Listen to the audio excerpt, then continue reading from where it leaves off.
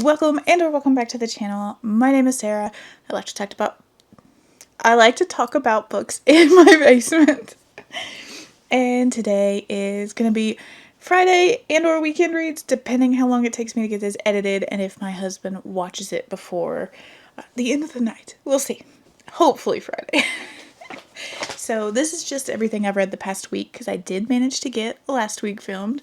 Round of applause for me. I have read 2 novels this week and 3 graphic novels. I have started taking, they're there for a little while. My daughter and I just weren't making the time to go to the library because our library day during the school year ended up being our co-op day when we would go to our homeschool co-op, and we were there for hours, and we would get, because it's a forest school, we were outside, hot, sticky, never did go to the library. So now that co-op is done for the summer, we've been going to the library, and I picked up 3 graphic novels that I hadn't read yet, including one by my favorite graphic novel artist, which I will talk about. I used to read graphic novels a lot more, but I don't buy them because I'm never quite sure what you're going to get, but I do love getting them from the library. So we're going to talk about those 3 first. So the first 2 I'm going to talk about, I gave both of these 4 stars. And the first one is The Fox Maidens by Robin Ha. This is a retelling of the story of the Gumiho? I'm not sure if I'm saying that right. It is the Korean myth of this fox woman, lady, demon, what have you. So the myth presents in different ways. In some, she is this fox demon that wants to eat your liver and, she's bloodthirsty. In some, she is this kind spirit that saves children. It just depends when and where, I suppose, you look for the legend. And this is about a young girl who... She is the daughter of the first wife of this general who became a general. He became powerful because he defeated the Gumiho spirit that was attacking the area he's in. And her mother has a chronic illness. She has problems with her legs and stuff. She's very weak, even though she used to be this renowned archer. And people kind of look down on and talk poorly about her and her mother. And her father is secretly teaching her to fight. He's teaching her martial arts and things, and that kind of makes her an outsider. And we follow the story as she comes of age and she reaches puberty, and some things start to change in her life, and she has to face the truth of the history of her mother, her relationship with this fox spirit, and how that's going to affect her relationship with her family and her people at their core. There is also a queer relationship in this at the very end. It's very sweet. There's this soldier in this revolutionary force that becomes entangled in her life lightly, and she kind of holds this bond with our main character because our main character saved her life once. And it's very sweet. It's a very light touch. The focus is mainly on the main character and her struggle with her history and becoming what she is. I liked it. I enjoyed it a lot. I just didn't give it a full 5 because the art style wasn't quite my favorite. That's going to be the only reason this next book also didn't get a 5. Because with graphic novels, I do weigh the art pretty heavily because a lot of it is on the art. And on that note, the other one that I gave a 4 is In Limbo by Deb J.J. Lee. This one was fantastic. This is like a 4.5 more than is a 4. This is about, this is a memoir in graphic novel form of Deb's life as a young girl. She was born in Korea. She was, I think, 3 when they moved to the States. So she has slowly lost her language, and she's more she feels more American, but she also has that Korean aspect to her, and so she's kind of in between. She's in limbo, right? She's between American and Korean, and it looks at that state, like how that feels to not be American enough to be different, but also not Korean enough because you're born and not born, but you were raised in America effectively. She also has mental illness and suicidal tendencies, so there is that as well. So part of it was really heavy and hard for that reason, and it's her kind of dealing with that weight and learning how to cope with it. Her mother is abusive. Her dad does his best, but it's hard when one parent is more dominant than the other, and that kind of shows this. So this one was heavy and hard, but I think it was worth the read. I think it's a fantastic story doing what it does, telling her life. And at the end, in the afterwards, she talks about it too, and how now in her adulthood, her mother has kind of come to terms with what she did to her and apologized and is like owning that, and how she has now found a good therapist. You know, she's dealing with her stuff. So it ends on a kind of hopeful note. So it doesn't completely villainize the mother, right? Because the mom is not, while abusive, the mom did do things that were right for her. And I really liked that nuanced take. So this one was really fantastic. I enjoyed it a lot. If you like graphic novels, especially graphic memoirs, I really recommend that one. That one was really good. I just wish it had more color to it. I think it would have really impacted the story a little bit more, but that's just my personal taste. I did, however, give 5 stars to Angelica and the Bear Prince by Trung Lin. I don't know how to pronounce his full name, so the picture's here. I have loved this artist's work online for years and years and years. This is his second graphic novel. The first graphic novel was, I think it was just called The Magic Fish. Really, really liked that one. That one was somewhat autobiographical about him growing up. This is about a young girl, and I do not remember, see, I'm bad with names, so Jelly, her name was Jelly. This is a young girl named Jelly, and she is dealing with burnout. She is extremely burnt out. She is a very high succeeding student. She did all kinds of extracurriculars. She's in student council, sports, all this stuff. And then she hit this point where she just didn't care. And it was hard to get out of bed. And, you know, classic burnout. She's dealing with that. So she decides at the start of this, she's going to take up work as take an internship at a local theater as a stage manager at this play, which is basically a retelling of the bear. It's called The Bear Prince in the graphic novel, and I've heard it called that in other places, but it's something like East and West. If I remember, I will try and look it up and put it here. It's a common myth. I've seen it before. The Bear Prince, pictured on the cover in the background there, and it's on her waist, you can kind of see it in the picture, is a person who has returned home after moving away when they were children, and that's Gable. And Gable was a friend of hers when they were children, but they had to move away. But Gable doesn't tell her who they are, and instead they run a fan account for this bear, because this bear is really popular and really well known in their area. And Jelly has been talking to this fan account because she goes, I went to your play when I was a child and I loved it, and now I'm working at the theater as an intern, as the play manager, stage manager, there it is, stage manager. And she opens up to the bear's Instagram account in a way she struggles to open up to her therapist and her family. And so the two reconnect that way. And it's so wholesome. It's very well drawn. I think it deals with the idea of burnout and grief and how to deal with grief, because she's also dealing with a family loss. It's so, first off, just beautifully drawn and beautifully written. I really enjoyed it. It's wholesome. And the colors on this, the artist, I don't remember the artist's name who does the colors. He does do an acknowledgement, mentions them in the acknowledgements. Colors are phenomenal. Oh my god, the color palettes in this were beautiful. There were pages where I would just stop and stare because the color palette was, so pretty. Color really sells me. And this did it well. It was beautiful. I love the story, love the color. I liked all the little side characters. There's a little gay couple that were very cute, and they were 2 old men. I love them. Anyway, so those are the graphic novels I read. I have one more upstairs that I haven't read yet. I'm going to try to read it this week so I can take it back to the library this week. But I did read 2 novels, so I'll show you the first one that I have physically here. I actually went out and bought this one today because I wanted my own copy. I liked it so much. It's so fun. This is a goofy book. Don't go into this expecting serious vibes.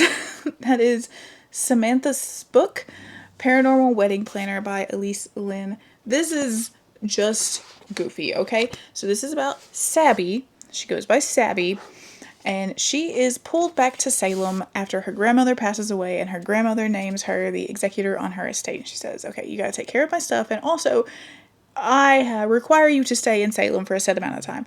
Sabby wants nothing to do with this. Sabby's family are entirely human, but they have been given the blessing of the community at large that they are involved in the paranormal community. They can see them, they interact with them, they talk to them, all this stuff. And Sabby is like, I want nothing to do with it. I want nothing to do with it because she was traumatized as a child by her grandmother's little coven of friends, right? It was a goofy prank gone wrong, but now Sabby has decided, she says, I want to be the beige queen. I'm going to go into finance. I'm going to be boring. I'm going to be one good at Excel spreadsheets, and that's all I want. But instead she gets caught up in Salem, in the community, and she gets kind of pulled back into that space. She ends up, through a series of miscommunications, doing work as a wedding planner, and she starts to realize, oh no, I really like this. But no, I have to be beige and boring. And it's like her finding her place and like kind of arguing with herself. And when I say this is goofy, I want you to know he's not on the cover. She has one companion throughout the whole novel, and then a second companion comes about halfway through. He's just a disembodied head. He's just a bouncing head because he doesn't float. He rolls around. At one point she calls him a Roomba, right? He acts like a Roomba, and he is the most happy-go-lucky head character I've ever seen in a book like this. So like just goofy. And at times, it directly addresses the reader, and it was a lot of fun. I enjoyed myself immensely. I don't know if this was indie published and then picked out. I don't know anything about it, but I got the e-arc and I read it and I said, oh no, this is a silly, goofy time. And here we are. I now have my own copy for my shelves because I will reread this. This is something I'll pick up again. And it definitely set up a sequel. So that's fun. I will also say I have been to Salem. I can say that now. And it was nice to have some context for some of the things that she was describing and talking about. It was just a nice little added context to the book that I enjoyed. And finally, the 5-star book that I read, I finished it like right after I filmed last week. I talked about it briefly, was The Reimagining of Thornwood House by J. Lee Johnson. Now, I also want a copy of this very badly, but it's $30 right now, so I'm waiting. It's only in hardcover. And this is a cozy fantasy. And the character names on this one, let's see if I remember. Evie, Evelyn, and Ruby. Evelyn works for I think it's called the ECRA, which is like an environmental agency in this world that it's kind of like the ruling agency, and they handle environmental crises, but they're also not exactly a good agency. They will use up their employees. They'll do what they have to do if it means they get to keep power, things like that. She is given ward of a young witch who at first they believed she was a land witch, and it turned out she's a farseer, which means basically she's an oracle of sorts. And over time, Evelyn and Ruby have become very, very close, and Evelyn wants to adopt Ruby. So at the beginning of this, we are in the tail end of that adoption, but the ECRA, this agency, is kind of holding that over their heads. And she also wants out of her contract because Evelyn, is a very powerful land witch, and she often ends up at sites of intense natural disasters where anything could happen to her, like volcano eruptions, devastating earthquakes, tornadoes. Her job is not safe, and she wants to take care of Ruby. So she has found a loophole in her contract. She has applied for work to a sentient house that has lost its caretaker recently. And there's a loophole in the contract for things like the sentient house because it is a natural thing. This agency is in charge of preserving natural magical things, and that fits in. So they tell her she has 4 months. If she can get the house to accept her as its caretaker, they will let her out of her contract and leave them be. So that's what she does. She shows up at Thornwood, and the house is gone. It has stood up and walked away. This house is dealing with a lot of things. It is a sentient house, so it has a personality. It doesn't talk. It conveys its feelings through like drafts, through the way the house moves, and you get that so clearly and so beautifully. They have to find the house, and the story begins with them getting it to come back to where it's supposed to sit, and then her meeting the town. This has all the hallmarks of a cozy fantasy, and it's done beautifully. We've got found family, you have a little sprinkle of a romance, you've got a fantastic community, there's just a little bit of a mystery, it's not too heavy or too dark, and you've got all these beautiful world building elements that's just so well done. This and Cursed Cocktails that I read a couple weeks ago both did a fantastic job of building the world outside of the novel we're not just told a bunch of stuff. It's built around it so well. So I loved this. Thought it was absolutely lovely. This is the first book in a series, and I cannot wait for the next ones. Oh my gosh. I really, really, really enjoyed this, and I really think if you like cozy fantasy, this is going to be a fantastic one to pick up. I'm trying to remember if there were any, I feel like there was something in there that I was going to say to be wary of, but I can't remember. There is some like grief and anxiety rep, so I would be a little careful there, but nothing super like overwhelming or anything. Just a fantastic read, hands down. I really liked it. Like I said, I gave it 5 stars, so there's that.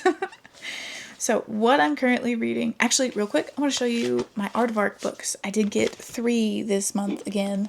I'm going to stop doing that. I gotta stop doing that.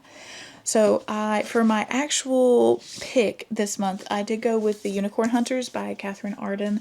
I really wanted this arc, but I didn't get accepted for it. It's got a very pretty green. But this is her newest book that takes place with a young queen and some unicorn hunters. I think the cover is stunning, and I'm very excited for that. I also got Headlights by CJ Lead, which looks very cool. I didn't even look at the back. She's on a horse. Fellow horse girl. Thank you very much. This is not a signed copy. I know in the last CJ Lead they had was signed, but not this one. But this is about a investigator who gets drawn into this like missing person's case on a mountainside, and I think there's somebody else helping them, and I cannot remember. So it's a special agent. And yeah, it's primarily about Special Agent Daniel Stansfield, who is burnt out and defeated. He is summoned to Denver with a chilling message. It is happening again. So, alright, we're going to try it. It gives me werewolf vibes just based on the cover and the description. So I'm in. I'm in for that. And I added on because I keep seeing it mentioned, and it has some people in it that I really like. One Bad Night and Other Stories, which is Aardvark's exclusive short story collection. I don't actually think you can get this anywhere else. I really like the special edition cover. It's very cool.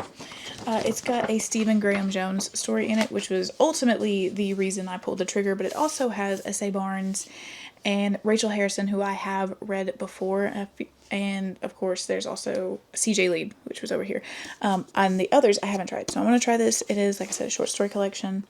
I have currently 3 short story collections that I'm kind of wanting to dip in and out of. It's that one, the new Kin Liu, which I have the physical arc upstairs, and I also checked out of the library Python's Kiss, and I do not remember the cover. I just know that I've always heard fantastic things about her, and so I really wanted to try this particular one because it's a collection of her work. So I've got that to read, but I haven't started it yet. Currently, I am reading, oh god, I picked up the newest Alexis Hall because I thought it's a Moby Dick retelling in space. It's sapphic. It's supposed to be kind of trippy. I'm struggling. Last night I was reading, and I ended up just bombarding one of my besties. She also really likes Alexis Hall. I do swear I like Alexis Hall. But I bombarded her with messages of just why I wasn't liking this one, and just like a play-by-play of what I was reading as I was reading it. And she read them this morning, and she said it made her day, and it was like 8 a.m. It's not going great. It's not going great for me. I'm going to try to finish it. I checked the physical edition out of the library just to see if that would help. Plus I could use it to take a picture. It's not winning for me. It's not winning. I'll say this. It's not so much a retelling of Moby Dick as at times it feels like a rewriting of Moby Dick. There's certain stretches that it almost matches Moby Dick for like page to page what the context is or what's in that page. Then we jump out of that and we're in space. We're getting all this sci-fi lore dump where this book is really horny in a way that I wasn't expecting, and I don't think I love. There's that going on. The characters are all jarringly different. Captain Ahab is, instead of this old weathered character with this like obsession is this ravishing captain in crimson, and I don't know. I don't know. I don't know. I don't know. I don't know. I'm not loving it. It's okay. It's all right. I am still listening to The Spell Shop by Sarah Beth Durst, which I see sitting on my shelf. I was looking for it for some reason. I couldn't find it, and it's literally right there. I'm going to pick that up off the shelf so I can put it on my desk. I'm listening to that. And let's see, there was something else. I'm still reading Agnes Aubert. I swear I'm going to finish that this week. That is my goal, is to finish Agnes Aubert's Mystical Cat Shelter this week. It is the physical book that I'm reading, and it is holding me up from reading anything else physical because I try to keep to one physical, one ebook, and one audiobook. And that one is that's just the stalling point for me right now. So that's it. That is everything that I have read. I'm currently reading the aardvark books I got, and I will also say I got a couple of e-arcs. I'm remembering to tell you this. I got Daggerbound, which is the sequel to Swordheart. Oh, I'm so excited. I didn't think I was going to get it. The way I gauge how much a book has been requested on that galley is like how many people like the cover, because you can like or dislike the cover. This one had like 1,200 people on the cover, and I was like, oh god, it's probably got requests out the butt. I'm not gonna get this, but I did. I'm so excited. Birth of the Witch, which is the new Nora Robert, what do we call them? Paranormal Nora Roberts book. And We Are for the Dark, which is a horror thriller about a nun and an investigator in a creepy island. So we'll see. I think I might actually read those sooner rather than later. The We Are for the Dark really sounded creepy, so we'll see. I think that's what that one was. We'll find out. That is it. That's everything that I, like I said, read, currently reading, and have gotten this week. Please let me know what y'all are reading, what you have been into this week, all that good stuff. Is it hot as balls where you are? 'Cause I walked out of the grocery store today, and I immediately went, even my daughter went, oh my god, it's hot. It's rough here in Tennessee right now. Oh my god. But that's it. Thanks so much for watching, y'all. Like, comment, subscribe, all that good stuff. I'll talk to you again later. Bye.